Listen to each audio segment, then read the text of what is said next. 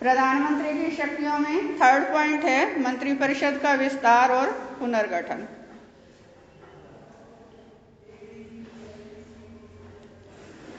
दो तरह की कार्यपालिका है संसदीय शासन प्रणाली के अंतर्गत हमारे देश में, एक नाम मात्र की और एक वास्तविक। ये जो वास्तविक कार्यपालिका है इसका मुखिया है प्रधानमंत्री।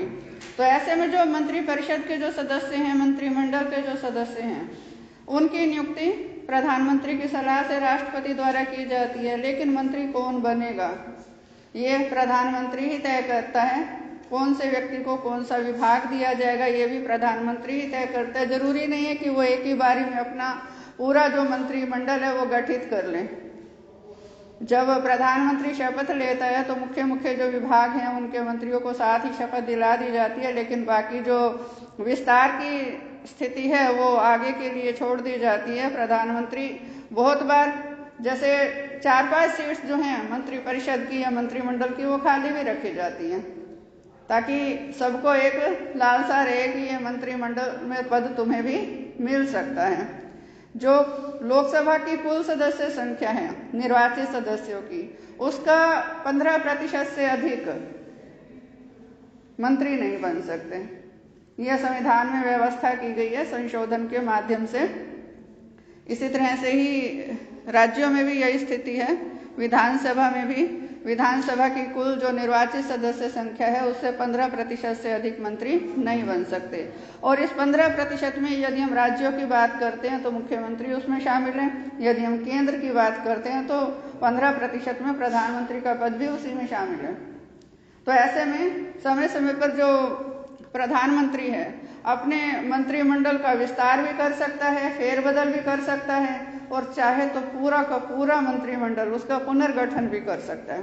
किसी भी तरीके से उसमें रिशफल कर सकता है। एक मंत्री से कोई पद कोई विभाग लेकर उसको दूसरे मंत्री को दे सकता है। किसी व्यक्ति को एक से अधिक, किसी सांसद को एक से अधिक विभाग भी दे सकता है। तो ऐसे में जो मंत्रिमंडल है उसमें कौन से विभाग किस व्यक्ति को दिए जाएंगे, कितने समय के लिए दिए जाएंगे, कब प्रधानमंत्री उनसे वो विभाग वापस ले लेगा, कब उनके विभाग बदल देगा, ये सारा प्रधानमंत्री की इच्छा पर निर्भर करता है। और जब चाहे प्रधानमंत्री पूरे मंत्रिमंडल का गठन भी फिर से कर सकता है। तो इसलिए ये कहा जाता है कि जो मंत्रिमंडल का जीवन और मरण है वो प्रधानमंत्री की इच्छा पर निर्भर करता है। नेक्स्ट है इसमें जो मंत्रिमंडल का अध्यक्ष।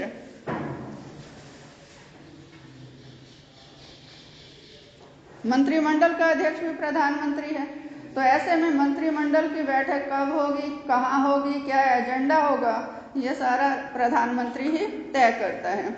और मंत्रिमंडल की बैठक में जो भी निर्णय लिए जाते हैं, मंत्रिमंडल की बैठकों के जो निर्णय हैं वो गोपनीय होते हैं, इन द सेंस कि निर्णय कैसे लिए गए हैं।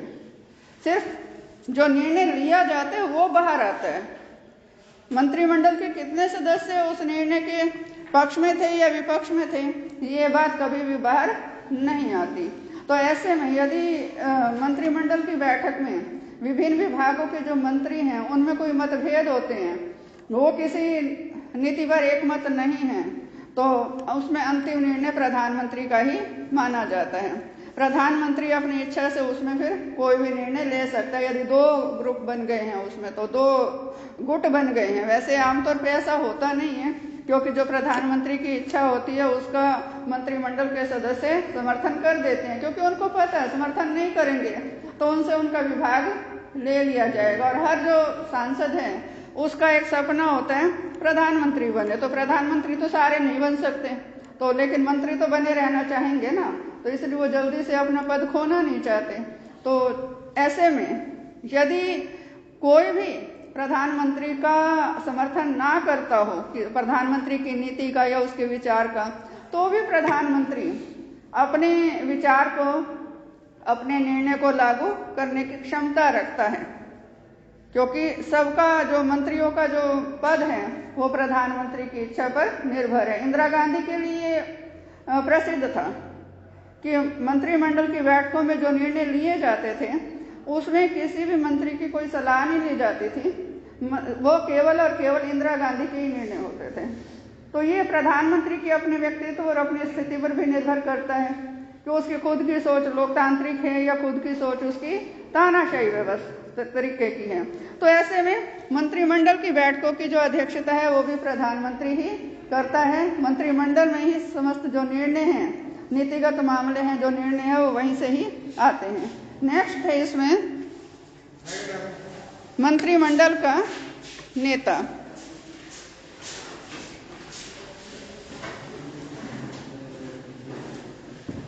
अध्यक्षता तो करता ही है मंत्रिमंडल की बैठकों की, निर्णय भी प्रधानमंत्री ही लेता है। मंत्रिमंडल की बैठक कब होगी, कहाँ होगी, प्रधानमंत्री सचिवालय में होगी या और कहीं होगी, लेकिन साथ ही साथ वो मंत्रिमंडल का नेता भी है कि जितने भी विभाग हैं, जितने भी कैबिनेट मंत्री हैं, सभी अब किसी न किसी विभाग के मुखिया हैं।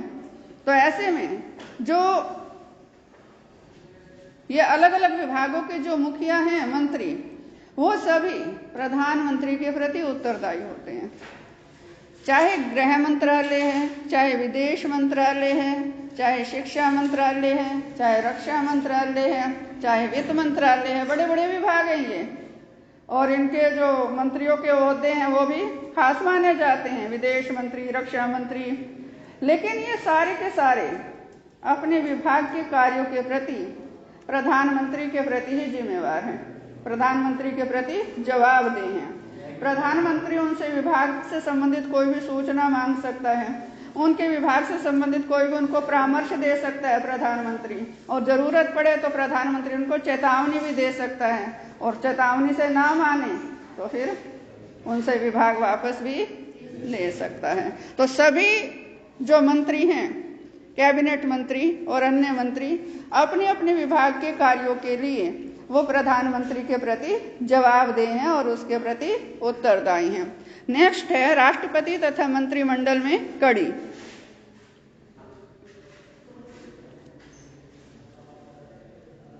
अब जब हम बात करते हैं कि संसद में कौन कौन शामिल है, तो हमारा संविधान क्या कहता है? संसद में लोकसभा, राज्यसभा और राष्ट्रपति शामिल है। अब राष्ट्रपति ना तो लोकसभा का सदस्य है, ना राज्यसभा का सदस्य है, ना वो लोकसभा और राज्यसभा की बैठकों में भाग लेता है। केवल जो अधिवेशन का पहला दिन है उसमें राष्ट्रपति का भाषण होता है, उसके अलावा वो बैठकों में भाग नहीं लेता। या संयुक्त अधिवेशन कराता है तो उसमें भाग लेता है, वो करवाता है उसको। लेकिन जो प्रधानमंत्री है, अब क्योंकि वो संसद का अभिन्न अंग है, वो मंत्रिमंडल की बैठक में भी भाग नहीं ले सकता, लेकिन वो नाम मात्र की कार्यपालिका का अध्यक्ष है, वास्तविक कार्यपालिका का अध्यक्ष प्रधानमंत्री है। तो ऐसे में मंत्रिमंडल के जो निर्णय हैं उसकी सूचना प्रधानमंत्री राष्ट्रपति को देता है, और इसी तरह से राष्ट्रपति कोई सुझाव देना चाहता है, कोई संदेश देना चाहता है मंत्रिमंडल को, तो वो प्रधानमंत्री के माध्यम से उस संदेश को मंत्रिमंडल तक पहुंचाता है। माने राष्ट्रपति और मंत्रिमंडल को जो जोड़ने वाली कड़ी है बीच में, वो है प्रधानमंत्री। वो मंत्रिमंडल की बात राष्ट्रपति तक जो भी पहुंचानी है पहुंचाएगा, और राष्ट्रपति का कोई संदेश है तो वो मंत्रिमंडल तक पहुंचाता है। नेक्स्ट है इसमें सदन का नेता।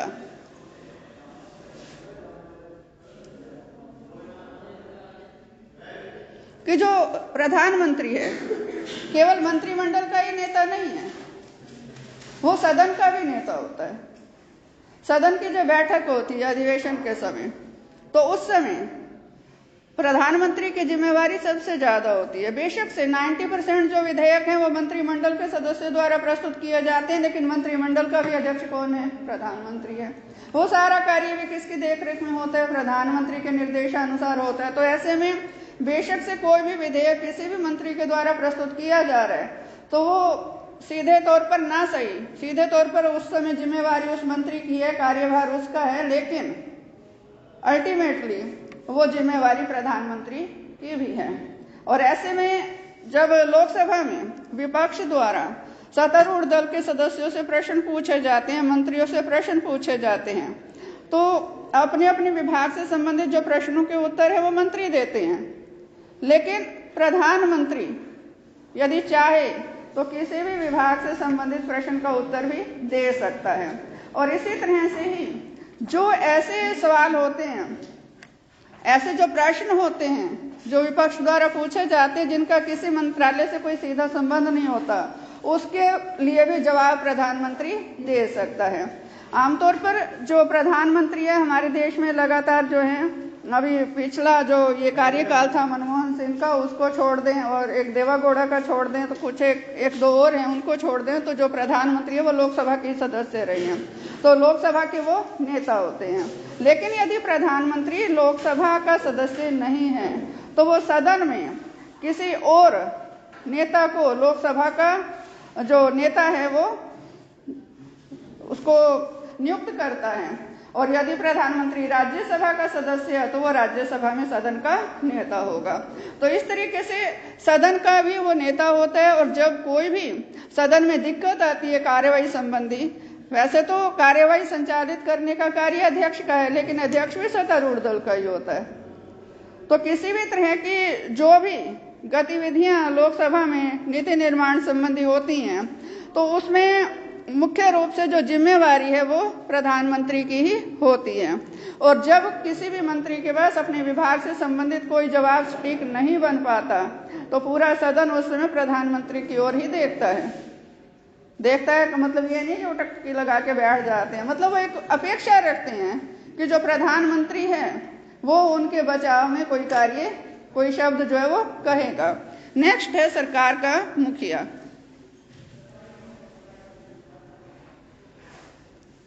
संसदीय शासन प्रणाली में देश में दो मुखिया होते हैं, एक राज्य का मुखिया और एक सरकार का मुखिया। तो राज्य का मुखिया कौन है? राष्ट्रपति, और सरकार का मुखिया प्रधानमंत्री। मंत्रिमंडल द्वारा जितने भी निर्णय लिए जाते हैं वो एक तरह से प्रधानमंत्री द्वारा लिए गए ही माने जाते हैं, क्योंकि वो सरकार का भी मुखिया है, वो मंत्रिमंडल का भी नेता है, वो सदन का भी नेता है, सरकार उसी के नेतृत्व में कार्य कर रही है। और यदि कोई विशेष घोषणा करनी है, कोई और मंत्री करे, बेशक से वो जो भी घोषणा हो किसी ना किसी विभाग के अंतर्गत तो वो कार्य आता होगा ना, कोई और मंत्री वो घोषणा करे, उसका शायद इतना प्रभाव नहीं पड़ेगा, जनता एक दूसरे से पूछती रह जाएगी ये सच है, ये सच है। और वही घोषणा अगर प्रधानमंत्री कर दे, भाइयों और बहनों कल से 500 और 1000 के नोट नहीं चलेंगे, किसी को किसी से कुछ पूछने की जरूरत नहीं है, प्रधानमंत्री कह रहे। लॉकडाउन जो लगाया गया उससे पहले एक रिहर्सल हुई थी ना, 24 मार्च को लॉकडाउन लगाए, उससे पहले जो 3 दिन पहले जो सैटरडे था, सैटरडे नाइट को प्रधानमंत्री ने राष्ट्र के नाम एक संदेश दिया था कि कल रविवार को कोई भी अपने घर से बाहर नहीं निकलेगा। हाथ भी जोड़े थे उसमें, कोई उस समय कोई सख्ती नहीं थी, लेकिन उस रविवार को सन्नाटा था सड़कों पर। क्यों? सरकार का मुखिया कह रहा है, तो कोई बहुत बड़ी बात होगी। माने जनता को कोई ऐसा संदेश देना है, चाहे वो थाली बजवानी है चाहे दिया जलवा रहा है। हुआ ना ये सारा, वो सबने माना, जबकि उसके पीछे कोई कानून की शक्ति थी। तो सरकार के मुखिया पर जनता यकीन करती है, उसकी राय को अनदेखा नहीं करती जनता। और कोई नीतिगत मामला है तो फिर और किसी से कंफर्म करने की जरूरत नहीं रहती कि क्या वाकई ऐसा होगा। तो जनता और सरकार, इसमें जो प्रमुख चेहरा होता है, जनता को यदि सरकार से सीधा जोड़ना है, कोई ऐसा संदेश देना है, तो वो कार्य प्रधानमंत्री ही करता है और कर सकता है। और किसी मंत्री की जो अपील है वो इतनी प्रभावी नहीं होती। तो ऐसे में जनता के सम्मुख जितनी भी इस तरह की नीतियां हैं या निर्णय हैं, यदि ये अपेक्षा की जाए सरकार से कि तुरंत इसकी पालना हो, तो उसकी घोषणा फिर प्रधानमंत्री से ही कराई जाती है। नेक्स्ट है इसमें नियुक्तियां। जितने भी सर्वोच्च पद हैं उन पर नियुक्तियां राष्ट्रपति करता है, लेकिन अब राष्ट्रपति संवैधानिक मुखिया है। संविधान ये कहता है कि वो अपने सारे कार्य मंत्रिमंडल की सहायता एवं परामर्श से करेगा, और मंत्रिमंडल का नेता, मंत्रिमंडल का अध्यक्ष प्रधानमंत्री है।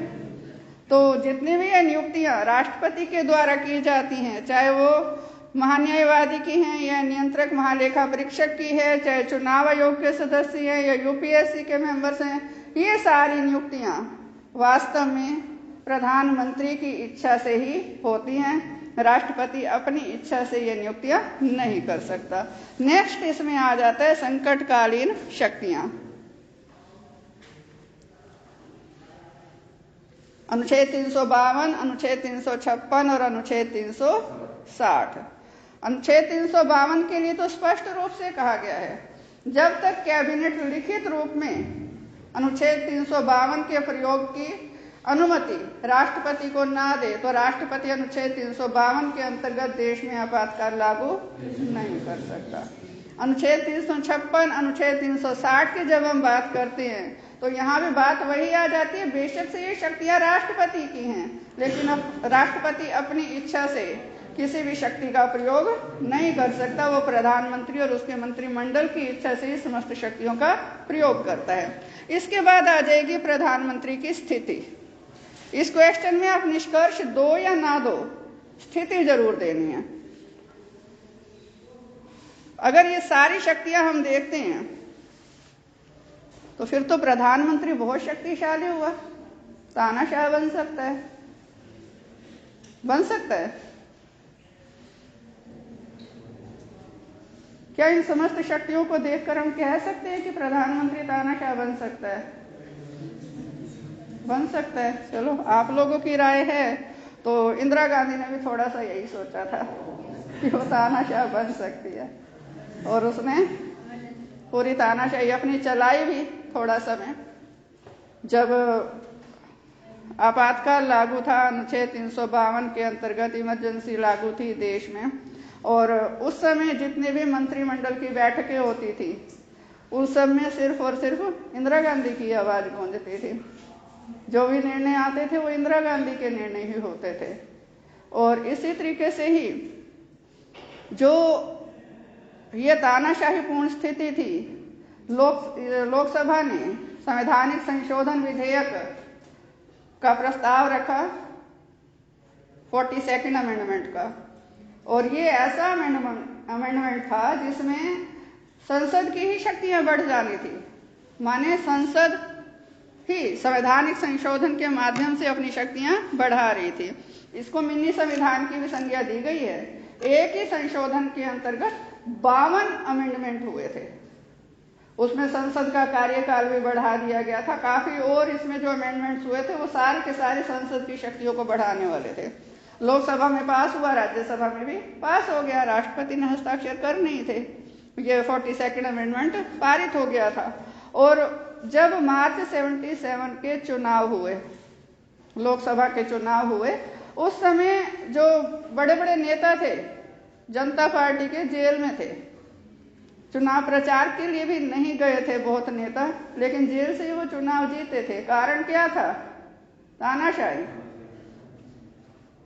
और उस समय मीडिया इतना पावरफुल नहीं था, लेकिन जब मार्च 1977 में लोकसभा के चुनाव परिणाम आए, हालांकि लोगों ने अंदर ही अंदर जनता पार्टी को वोट दिए थे, लेकिन सबको ये नहीं था कि तुम दे रहे हो और भी दे रहे हैं। चुनाव आए तो सारे आश्चर्यचकित थे। रात को 12 बजे रिजल्ट जो था वो कंप्लीट हुआ था उसका। उस समय ये बैलेट पेपर ही होते थे सिंपल, तो मैनुअली मतगणना होती थी, एक एक वोट जो है वो गिना जाता था। और रात के 12 बजे जब ये हो गया कि हाँ जनता पार्टी को बहुमत मिल गया है, रातों रात सारी तो हलवाइयों की दुकानें खाली हो गई थी। वो वजह क्या थी कि जो इंदिरा गांधी ने तानाशाह बनने की कोशिश की थी, जनता ने मतदान के माध्यम से उसका जवाब दिया था। खैर, इसमें प्रधानमंत्री की स्थिति में आपको ये इतना सारा नहीं देना, ये सिर्फ वो बीच में प्रसंग आ गया तो मैंने बता दिया। प्रधानमंत्री तानाशाह बनने की कोशिश करना भी चाहे तो भी नहीं बन सकता। क्यों नहीं बन सकता?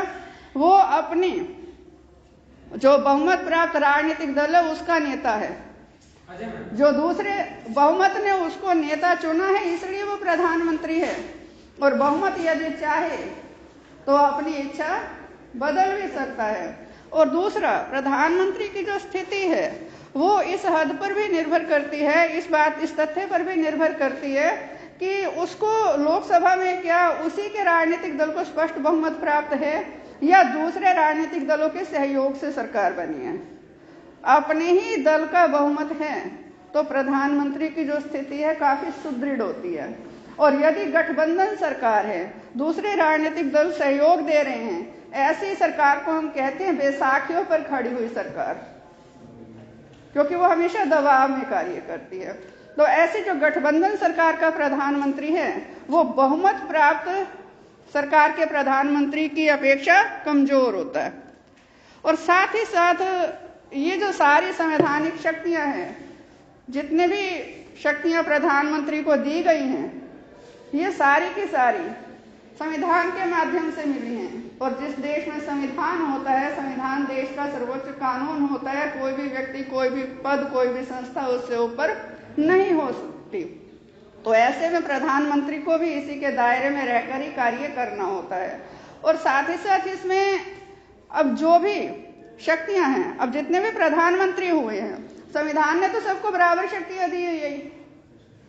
तो प्रधानमंत्री बनने वाला जो व्यक्ति है, जो उस पद पर आसीन व्यक्ति है, उसकी खुद की इच्छा शक्ति क्या है, उसका व्यक्तित्व क्या है, इस बात पर निर्भर करता है कि वो शक्तियों का प्रयोग कैसे करता है।